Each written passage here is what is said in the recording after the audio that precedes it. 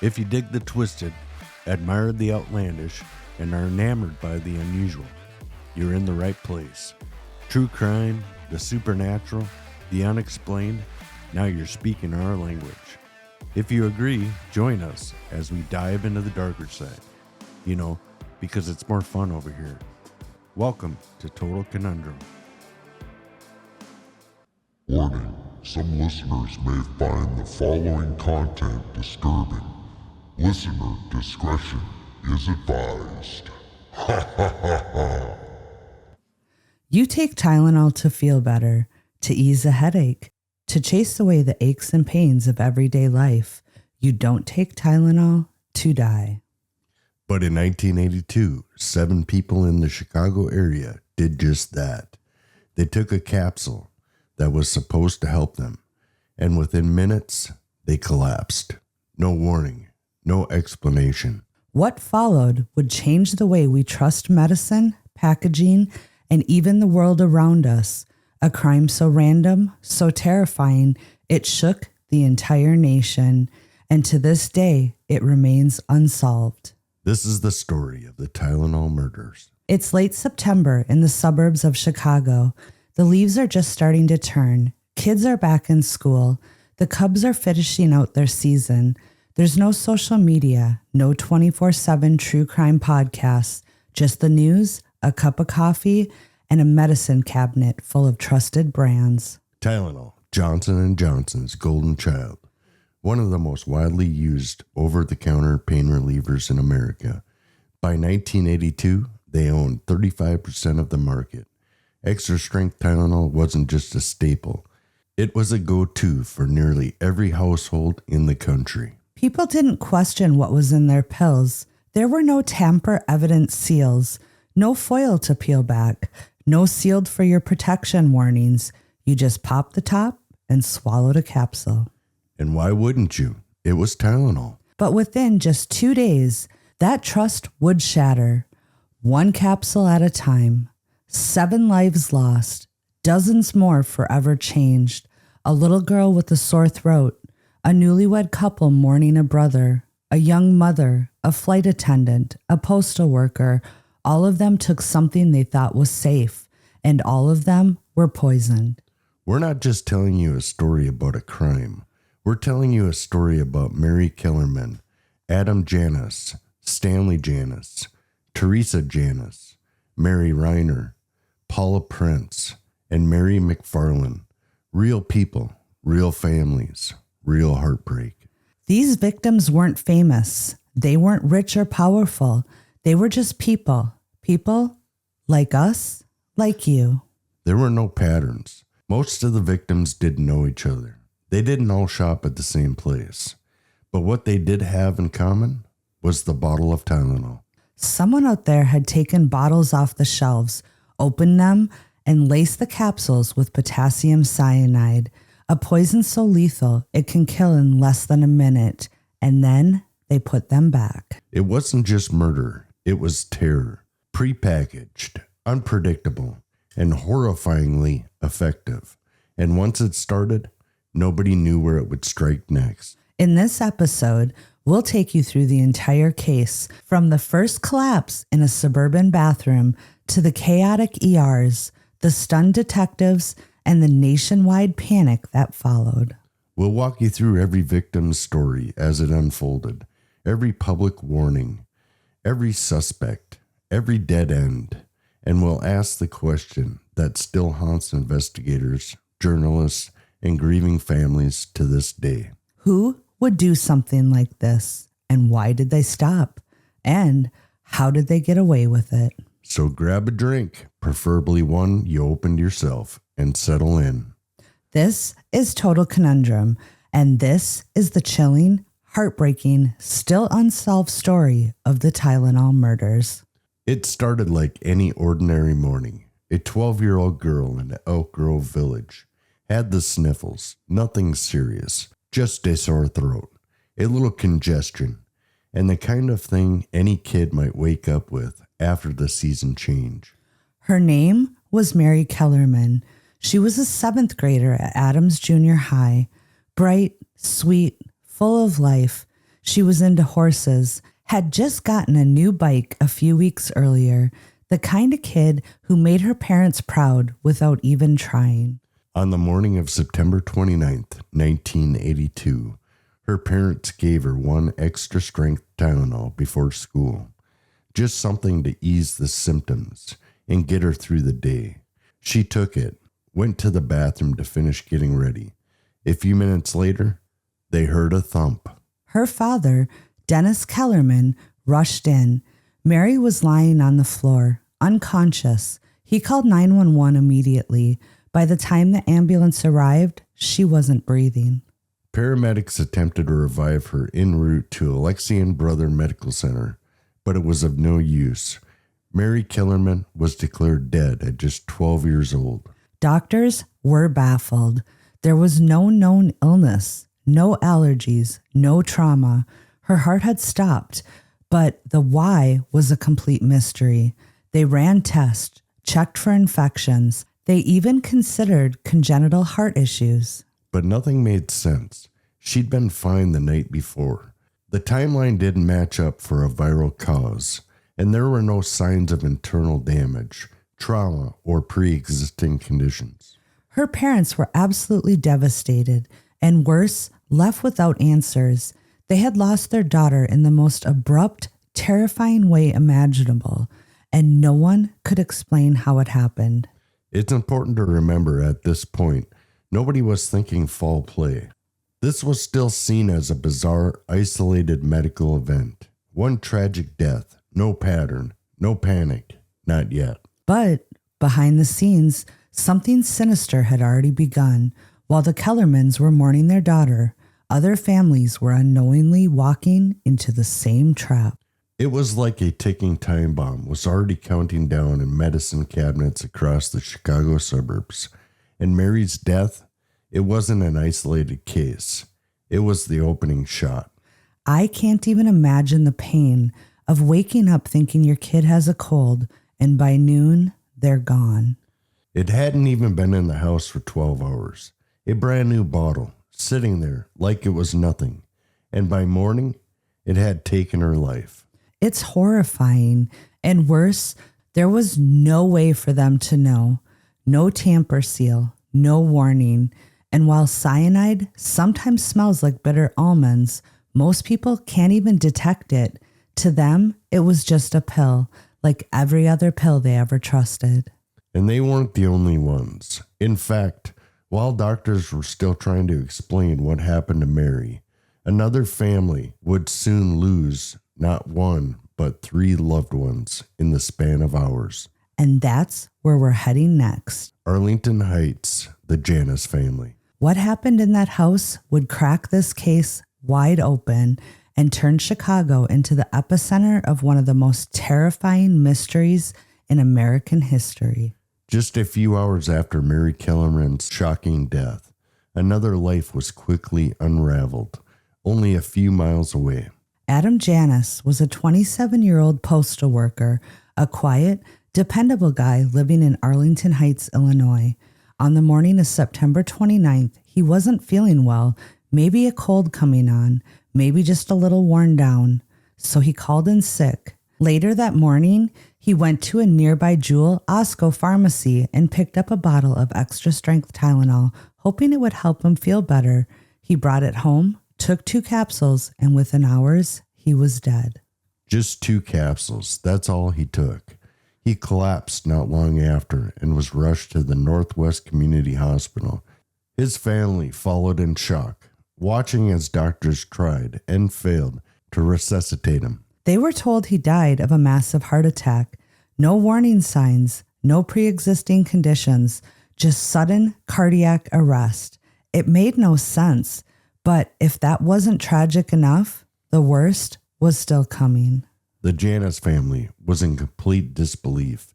Adam was young, healthy. How does a man in his 20s just drop dead? His younger brother, Stanley Janus, and Stanley's wife, Teresa, affectionately called Terry, were at the house grieving with the rest of the family. In the chaos and shock, Stanley's head was pounding from stress. He He took 2 capsules from the same bottle Adam had used. And Terry, she took 2 as well. Within minutes, Stanley collapsed in the kitchen. Terry screamed. Paramedics were called again to the house. At the Arlington Heights Firehouse, paramedic Chuck Kramer heard the call come over the radio. Man down. Same address as earlier that day. It was the Janus residence again. That was a red flag. One man collapses in the morning, and now someone else in the same house just hours later. Kramer didn't hesitate. He ordered a fire engine to follow the ambulance, sensing something was seriously wrong. As they arrived at the Janus house, they heard screams coming from inside.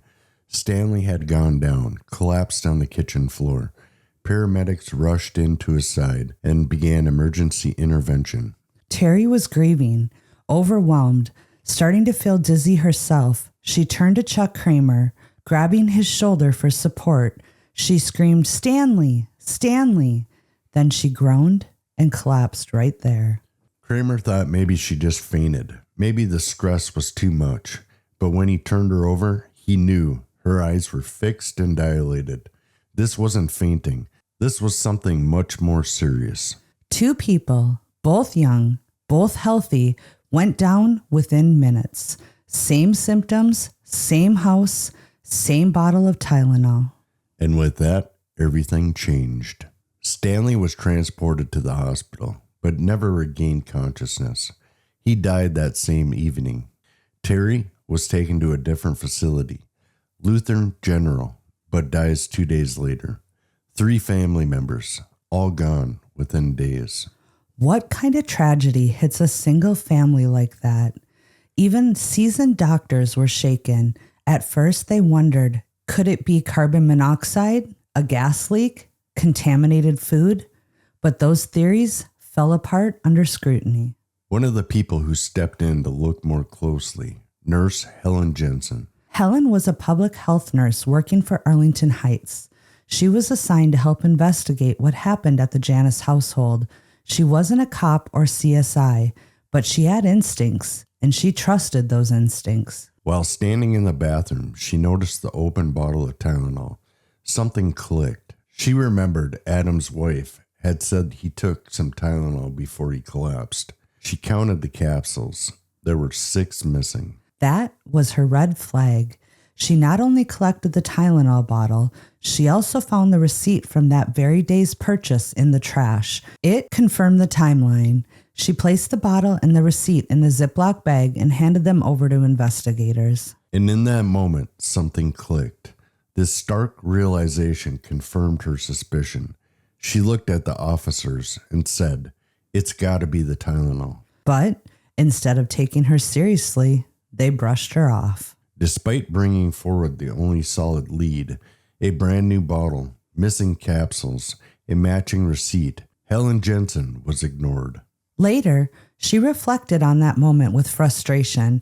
She said she believed she was dismissed because she was a nurse, a woman, in shorts, standing in a room full of male police officers and medical examiners. She wasn't wrong. They didn't listen, not at first, but they would, because her instincts, they were absolutely right. Dr. Edmund Donahue, a Cook County medical examiner, ordered full toxicology on the Janus victims. Within hours, the results confirmed their worst fears. The Tylenol capsules had been laced with potassium cyanide, enough to kill not one person, but multiple. In fact, the doses were so strong that some pills contained 100 to 1,000 times the lethal amount. This wasn't bad manufacturing. This wasn't an accident. This was murder. You think about the randomness of this, right? Adam wasn't feeling well. His brother and his sister-in-law were grieving. It's like fate handed them the bottle, but it was rigged. And can we take a second for Helen Jansen? Like, seriously, she saved lives by trusting her gut. That Tylenol bottle could have easily been overlooked. Who thinks, hey, maybe this random bottle of over-the-counter meds killed 3 people today? She connected the dots before anyone else, and because of that, the warning went out. Unfortunately, it was too late for the Janus family, but just in time for what comes next. With 3 deaths in one family and the same bottle of Tylenol now confirmed as the delivery method, authorities moved fast. Police, health officials, and the FBI scrambled to pull Tylenol bottles from the shelves, alert hospitals, and notified the press. But the damage had already began spreading. More bottles, more victims. This was no longer a mystery. This was a full-on emergency. And the next few victims, they had no idea their time was almost up. Next up, we'll walk through the stories of Mary McFarland, Paula Prince, and Mary Reiner, each killed by a capsule from a different bottle in a different place. Because this wasn't an isolated event. This was a coordinated act of terror, and the entire nation was about to wake up to the horror of it. By now, hospitals were on alert. The public health system was sounding the alarm. 3 members of the Janus family were dead, and toxicology confirmed cyanide in the Tylenol capsules. But even as the news was breaking, more people were dying. Mary McFarland was 31 years old, a single working mom from Elmhurst, Illinois. On September 29th, the same day as the Janus family tragedy, she started to feel a little under the weather while at her job at the Illinois Bell. She went on break, walked into the employee lounge, and popped a couple of extra-strength Tylenol capsules from a bottle she kept in her purse. She never made it back to her desk. She collapsed in the break room, right in front of her coworkers. Paramedics were called, but it was already too late. By the time she reached the hospital, she was gone. Coworkers were stunned. 1 minute she was joking with them, the next she was unconscious on the floor. It felt like lightning striking twice, but now in totally different suburbs. Mary McFarland's bottle came from a completely different lot number than the Janus family bottle, and that changed everything. The next victim is maybe the most haunting, not just for how she died, but for how investigators traced her last moments. Paula Prince was 35 years old, a flight attendant for the United Airlines. Beautiful, confident, independent. She lived in downtown Chicago. She had just gotten home from a flight on the evening of September 29th. She stopped at Walgreens on North Wells Street to pick up a few things.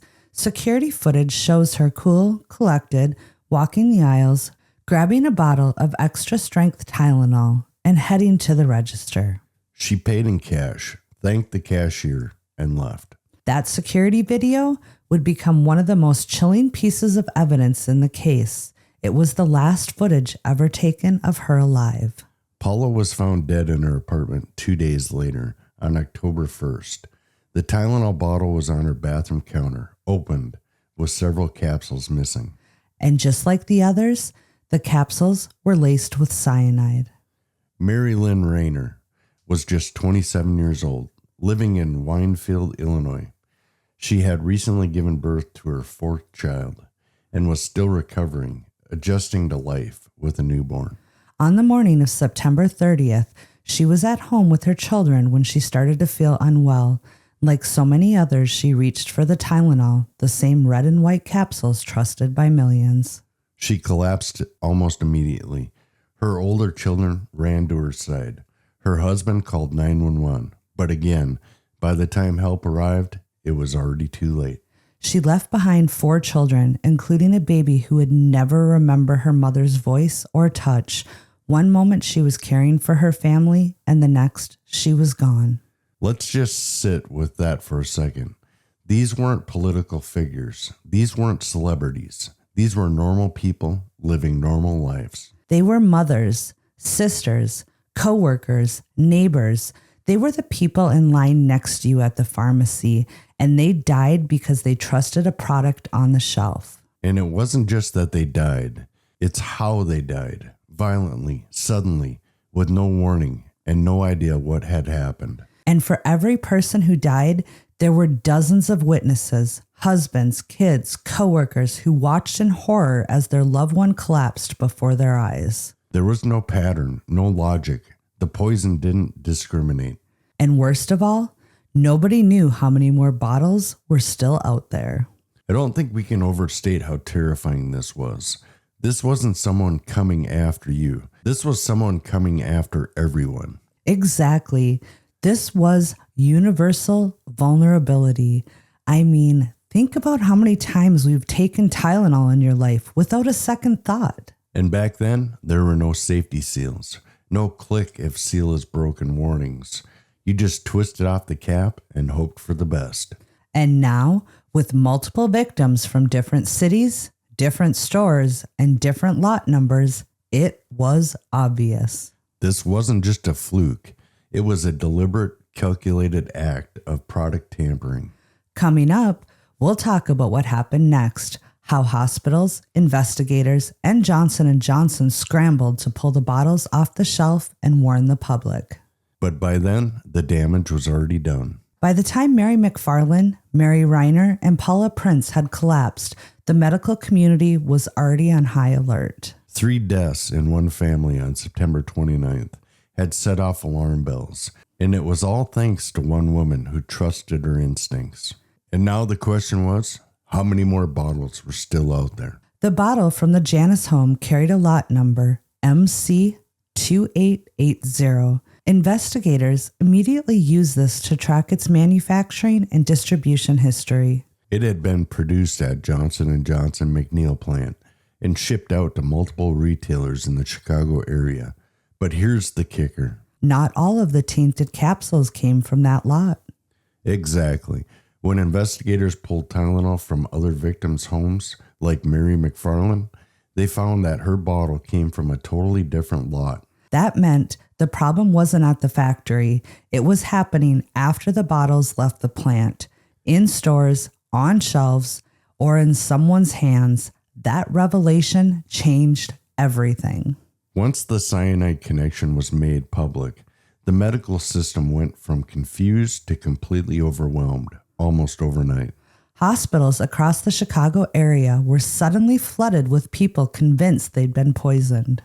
Emergency rooms were jammed. Parents brought in their kids. People showed up with bottles of Tylenol, begging the doctors to test them. It was a full-blown public health panic. There were so many false alarms that triage nurses had to sort patients by whether they were actually showing symptoms or just panicking. And honestly, who could blame them? Paramedics, nurses, and ER staff were now not just saving lives, but also collecting evidence. Every bottle of Tylenol was treated like a crime scene. Some EMTs refused to touch over-the-counter meds. Hospitals started bagging and tagging every single bottle brought in. Meanwhile, public health agencies were desperately trying to trace which stores had sold the lot numbers and how far the contamination had spread.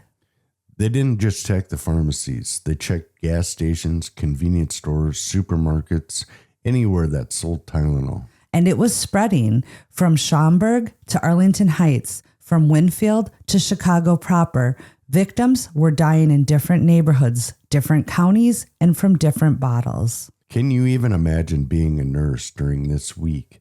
Every headache, every stomach bug suddenly looks like cyanide poisoning. Seriously.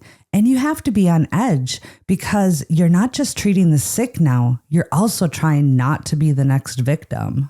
It wasn't just about patient care anymore. It was also about containment. Contain the fear, contain the poison, and somehow try to keep the city from falling apart. It became clear this was bigger than any one hospital or police department. So, the Cook County Health Department, the Illinois Department of Public Health, the FDA, the CDC, they all stepped in. The FBI soon joined the investigation as well. It was all hands on deck, and they weren't just trying to stop the poisoning. They were also trying to figure out who was doing this and how. Coming up, we'll walk you through the massive product recall, how Johnson & Johnson handled the nightmare unfolding around their best-selling product, and the ripple effect that shook the entire pharmaceutical industry. Because what happened next wasn't just damage control. It was a race against time to prevent even more deaths. By the morning of October 1st, 1982, it was clear that something unprecedented was unfolding. People were dying, and the killer wasn't holding a weapon. It was already in their homes, in their purses, their bathrooms, their medicine cabinets. It came in a small red and white capsule in a bottle that said Tylenol. Within 48 hours of the first confirmed deaths, public health officials and investigators had reached a terrifying conclusion. This wasn't a contained event. This was widespread product tampering. And the target wasn't one person, it was the public. Johnson & Johnson, the maker of Tylenol and one of the most trusted pharmaceutical brands in the country, was now facing the biggest crisis in its history. Their best-selling product, $100 million worth of Tylenol Extra Strength, was now a suspected murder weapon. Executives at J&J had two choices: try to spin it or pull everything, everywhere, no questions asked. To their credit, they didn't hesitate. On October 5th, 1982, Johnson & Johnson issued a nationwide recall of 31 million bottles of Tylenol capsules. It became one of the largest and most expensive recalls in U.S. history, costing the company over $100 million. That's more than $300 million in today's money. Stores were ordered to pull every bottle, not just in Chicago, but coast to coast. Entire shelves were stripped bare. Pharmacists dumped inventory into hazmat bins, and public officials went on record: do not take Tylenol, not any Tylenol. For many, the warnings came from loudspeakers in local grocery stores. Attention, customers. Please bring any Tylenol products to the front counter. Do not consume any capsules. Discontinue use immediately. People were lined up outside of the pharmacies, some just returning bottles, others begging doctors to test the ones that they'd already taken. Parents dumped their kids' medicine. Households cleared cabinets into trash bags. Some even flushed it down the toilets. Trust in the over-the-counter medication was completely shattered. Newspapers dubbed it the Tylenol Panic, and it wasn't just about taking medicine anymore. It became about every sealed product on store shelves. People questioned shampoo, lotion, mouthwash, even food. To put it bluntly, America lost its mind. In some towns, Halloween was canceled. Parents refused to let their kids trick or treat.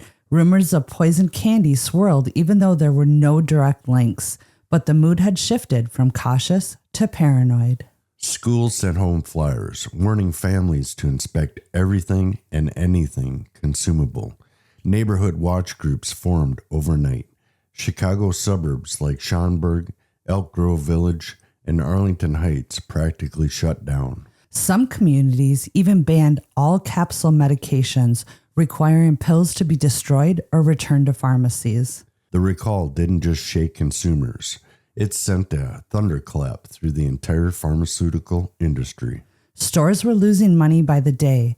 Other brands began pulling similar products. Excedrin, Datril, Anacin, anything in a capsule form was suddenly suspect. Before this, tamper-proof packaging wasn't a thing. Now, it became federal law. But that came later.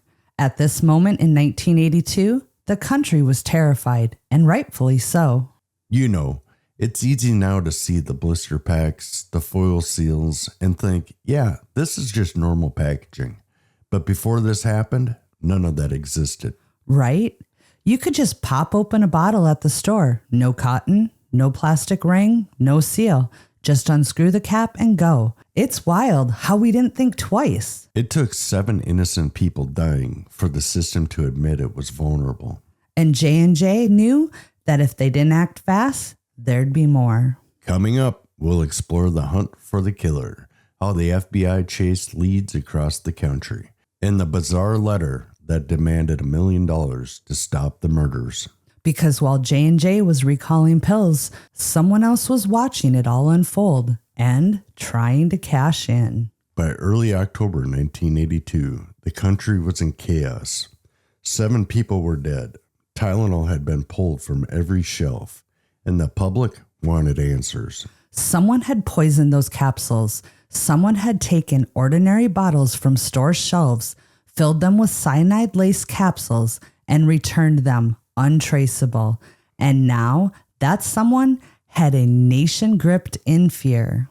The question was, who would do something like this and why? We'll be back after these messages. Hey, Conundrum crew. Have you ever listened to an episode and thought, wow, I wish I could wear this level of chaos?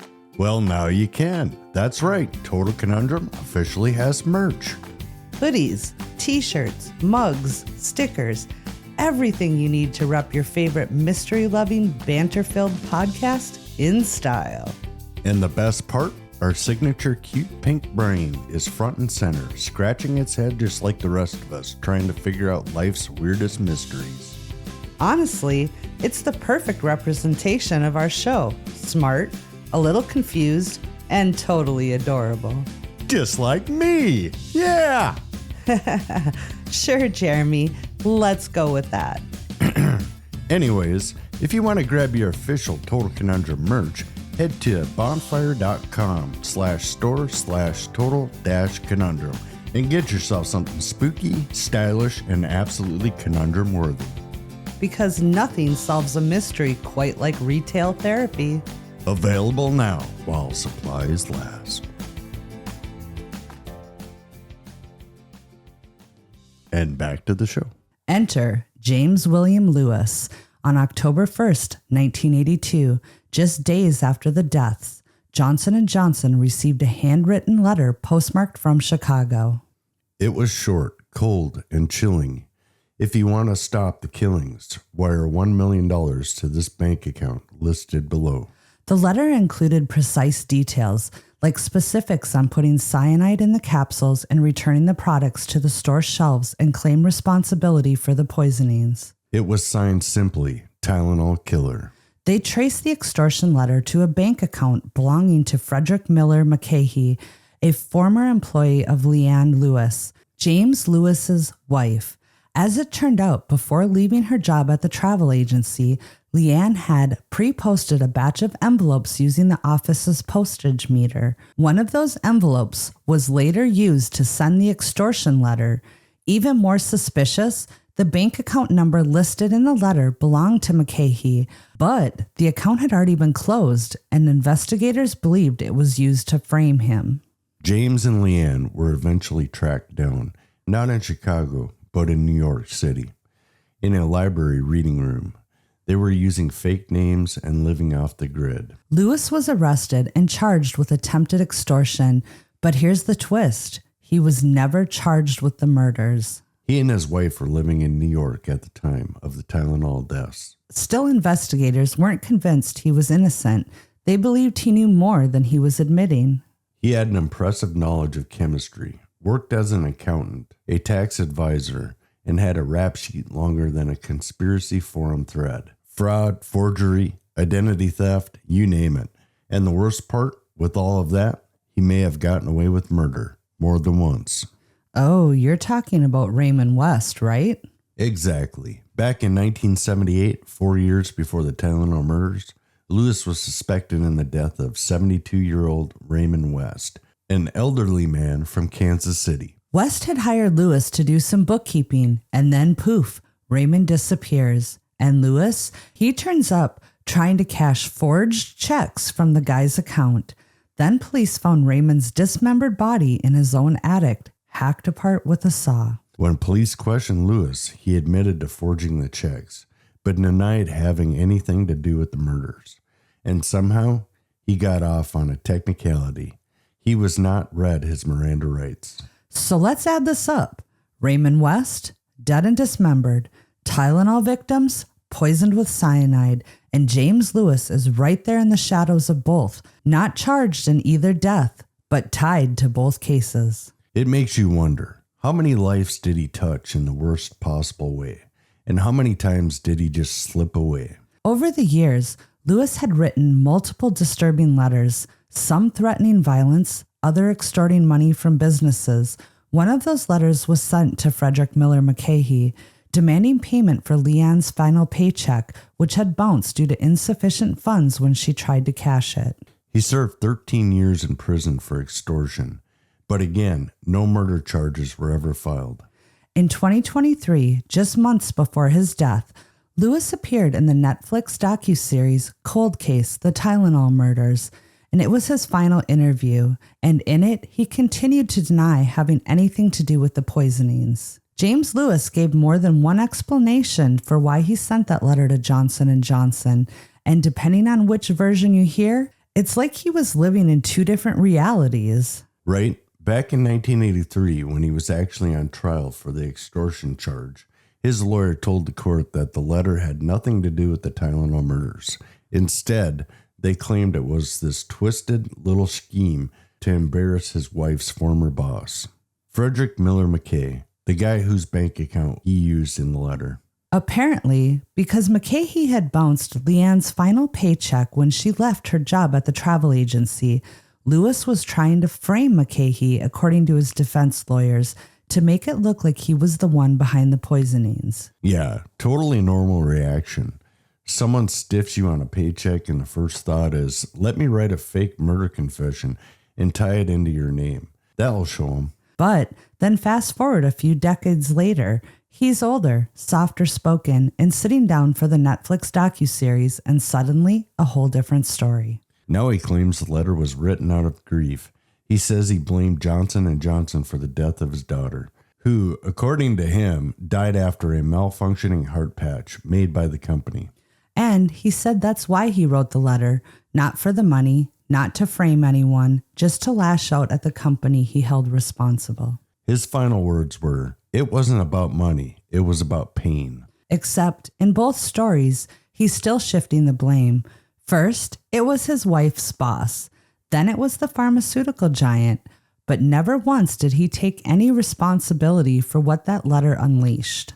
Two stories, two motives, one guy who always seemed to be pointing the finger somewhere else. Then there's the other guy people don't talk enough about, Roger Arnold. Arnold lived in Chicago, not far from where some of the poison Tylenol was sold.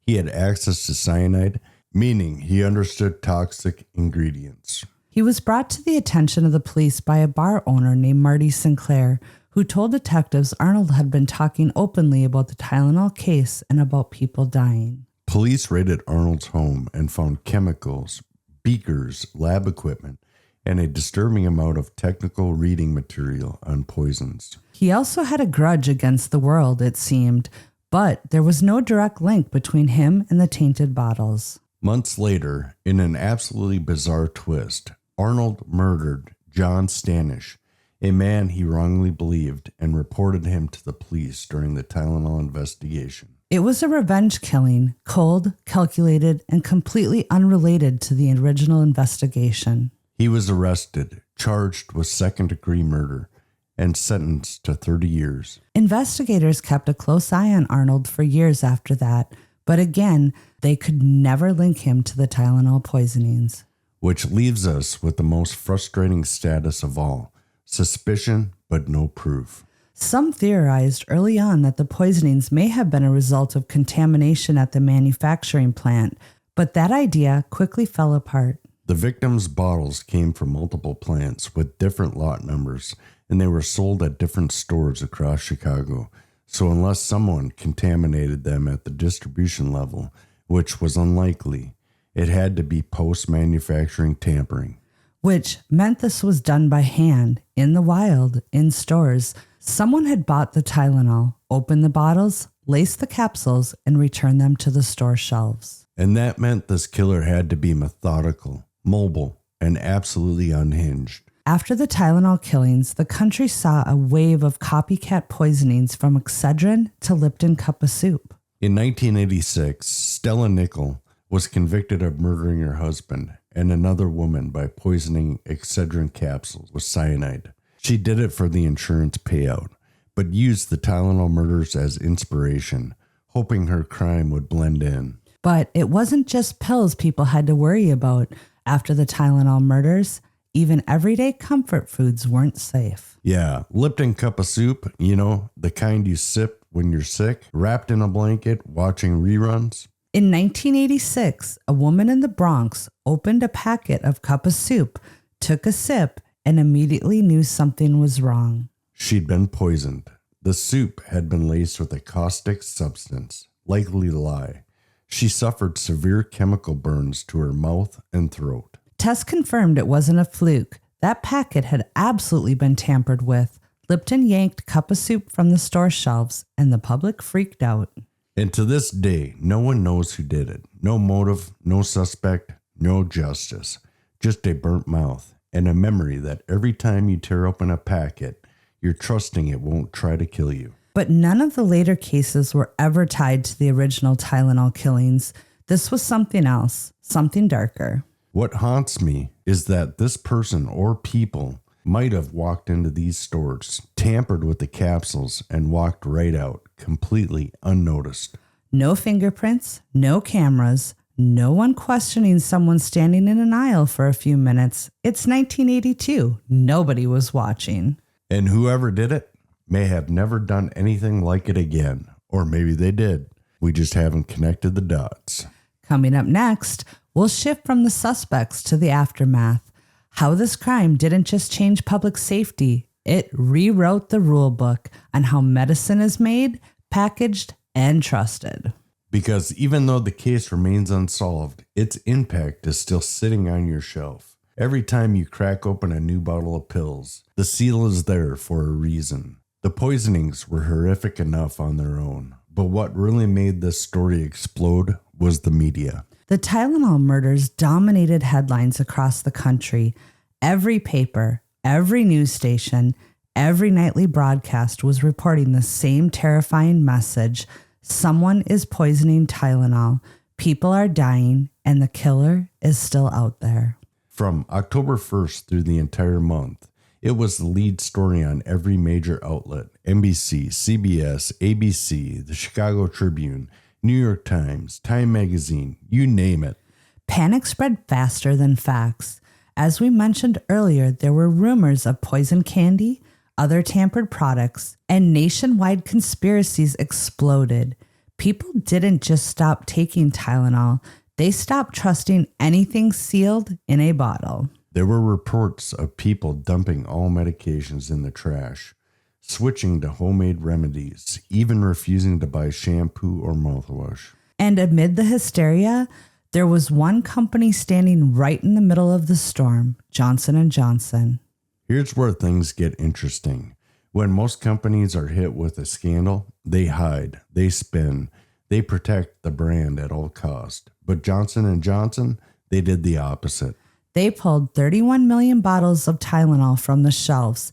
They stopped all production of Tylenol capsules. They issued public warnings on live TV and radio.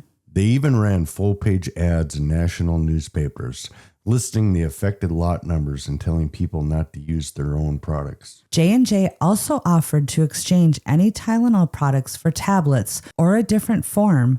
No questions asked, no receipt needed. That transparency, their refusal to cover it up, actually saved the company. In PR circles today, it's still called a textbook case of crisis management. Still, it wasn't enough just to recall the product. J&J had to reinvent the product to make sure nothing like this would ever happen again. So they came back with foil seals, childproof caps, tamper-evident packaging, and eventually a complete shift away from the capsules to a newer, harder-to-tamper-with format, caplets.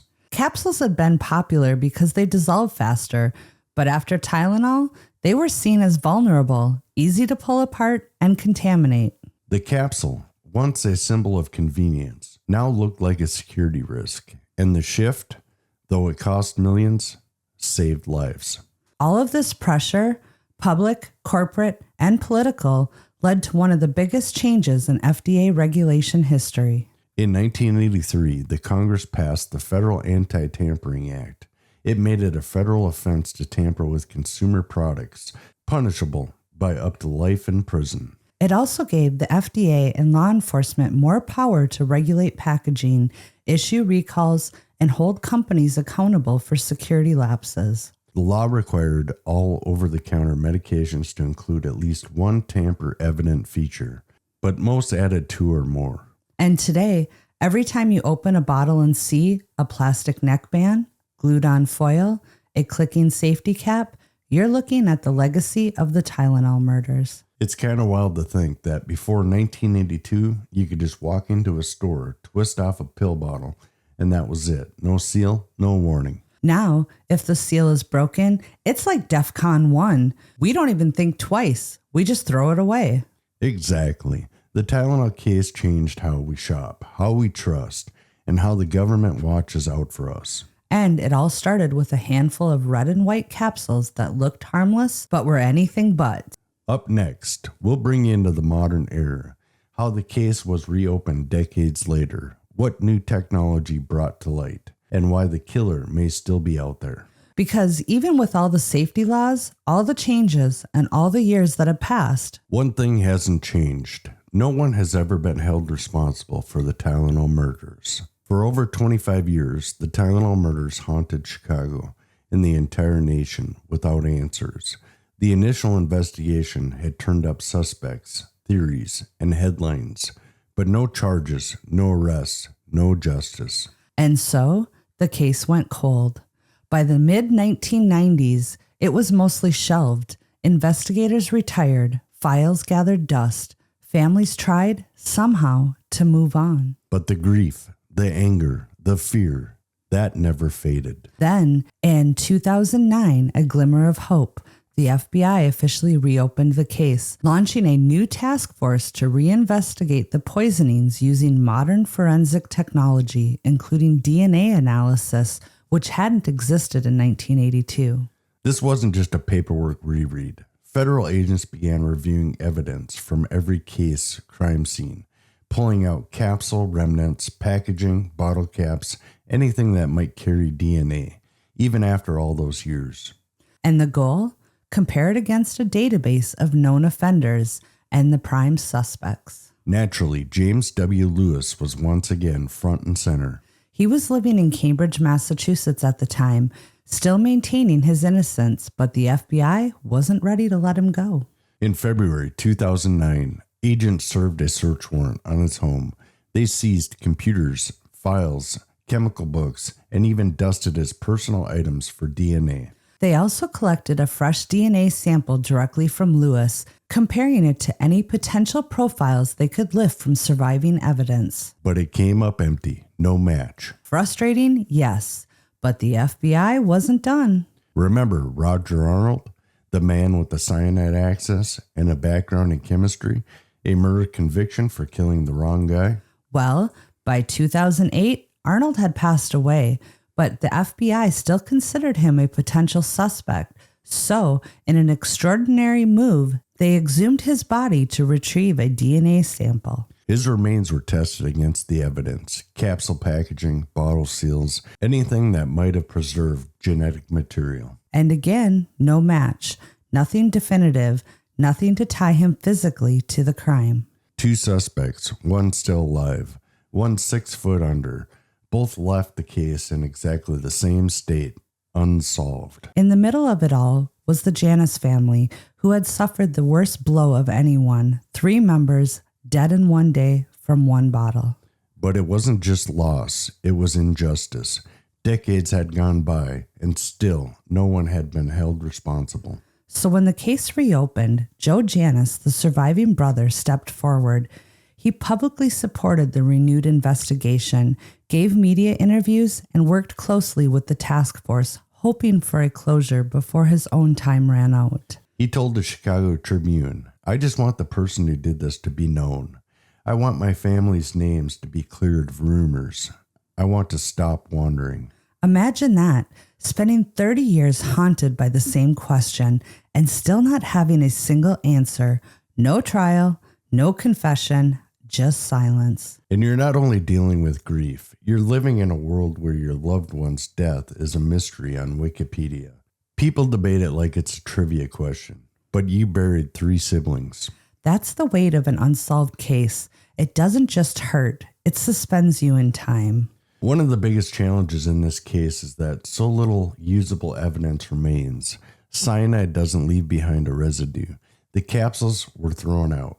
Many of the bottles had been touched by dozens of hands. And most security footage from 1982, grainy if it exists at all. Unless the killer left a print, a hair, or confessed, there may never be enough to prosecute. As of today, the Tylenol murders remain officially unsolved. Johnson & Johnson still offers a $100,000 reward for information. There is still an open case file, but there's no new suspects, no active leads, no charges, no closure. But what the families, investigators, and journalists do have is the knowledge that this case changed everything. Coming up next, we'll take a look at the legacy, how 7 deaths transformed medicine, shaped safety laws, and remained etched in American history. Because even if we never know who did it, we all live in the shadows of what they left behind.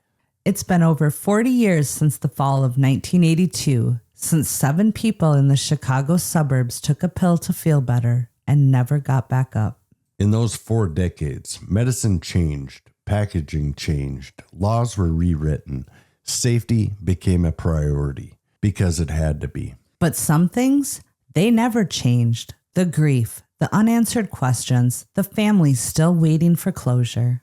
Let's go back for a moment to the Janus family, to Kasia, the little girl who lost her father, her uncle, and her aunt all in the same day. She was just a child when her home turned into a triage scene, when laughter turned into sirens, when a bottle of Tylenol shattered her entire world. In interviews years later, she said, "I still don't use Tylenol. I just can't." She's grown now. She's a mom, a wife, a survivor. She attends memorials. She speaks out. She goes to therapy because the pain, it didn't stop after the funeral. It became part of her DNA. We've said the names throughout this episode, but now let's say them one more time. Not as a headline, not as a victim, but as people. Mary Kellerman, age 12, a 7th grader who took Tylenol for a sore throat before school, never made it out of the bathroom. Adam Janus, age 27, a postal worker, a husband, a brother. He took 2 capsules and collapsed at home. Stanley Janus, age 25, Adam's younger brother. He died after grieving Adam and unknowingly sharing the same bottle.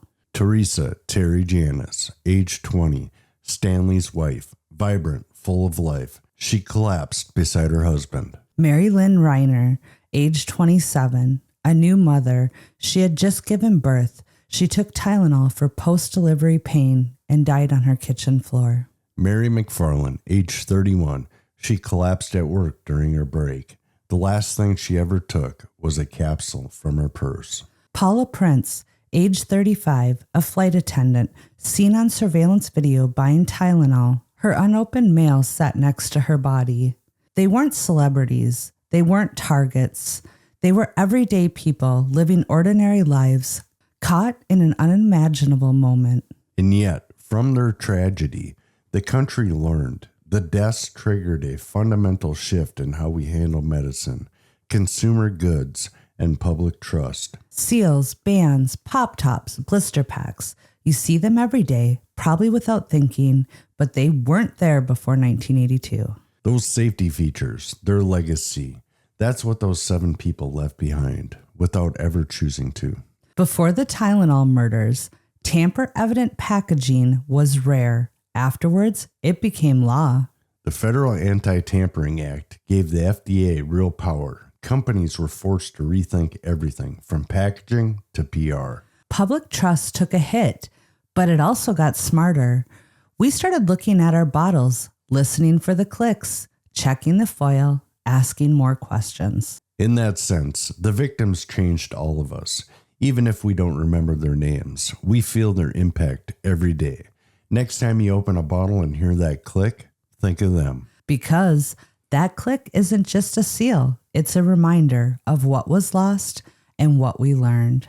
So here we are, 40 years later, 7 people dead, one of the biggest product recalls in history, laws rewritten, lives shattered, a nation shaken. And still, no one has been held accountable. This one sticks with me, not just because it's unsolved, but because of how random it was.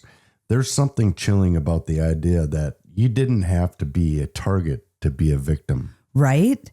You didn't need to be in the wrong place at the wrong time. You just needed a headache. And what really hits me is the ripple effect. The families, the coworkers, the paramedics, the nurses, the survivors like Kasia Janus, who still avoid Tylenol to this day. They don't get closure. They just get endurance. And even now, the questions are still there. Was it James W. Lewis, the extortionist with a rap sheet longer than a CVS receipt and twice as suspicious? Was it Roger Arnold, the chemical savvy local who went on to kill someone else? Was it someone else entirely? A disgruntled employee, a chemist, a person we've never heard of? Or was it a one-time act of domestic terrorism, a test run, an experiment? What if the killer is still out there now, still walking free? Maybe they're retired. Maybe they're dead. Maybe they're listening. Creepy thought, but yeah, we don't know. And that's why it's so hard to walk away from this story. Do we think this case could ever be solved? I want to say yes. DNA tech is better now. Surveillance is better.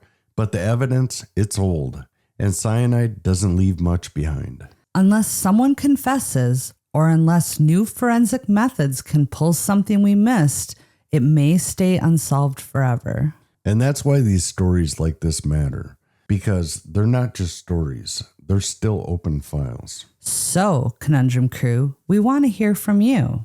Do you think James Lewis was the Tylenol killer? Do you believe it was someone else? Do you think the case will ever be solved? Hit us up on socials or email us your theories. And if you're listening on Apple Podcast or Spotify, rate, review, and subscribe. It really helps us out. And if you learned something today, share this episode with someone who loves a good mystery, or just someone who's ever taken Tylenol. Also, check your pills. Like, actually, that safety seal, it's there for a reason. This case didn't just scare people, it changed the world. And while the killer may never be caught, the victims won't be forgotten. We'll see you next time for another deep dive into the unexplained, the unsolved, and the unbelievable. Until then, stay safe, stay curious, and keep on creeping on. We love you. Bye. Thanks for hanging out with us here at Total Conundrum. Please make sure to check out our website and blog at totalconundrum.com for news, upcoming events, merch, bloopers, and additional hysteria. You never know what will pop up, so be sure to follow along. If you want to show your support for Total Conundrum and gain access to all of our bonus content, please visit our Patreon page. You can also follow us on Facebook, Instagram, and Twitter. The links are available in our show notes. If you have any questions, comments, recommendations, or stories to share, please email us at contact@totalconundrum.com. Episodes are available on Apple Podcasts, Spotify, or wherever you listen to your favorite podcasts. If you like the show, please rate, review, and subscribe on Apple Podcasts. We appreciate the love. Keep on creeping on, mother cluckers.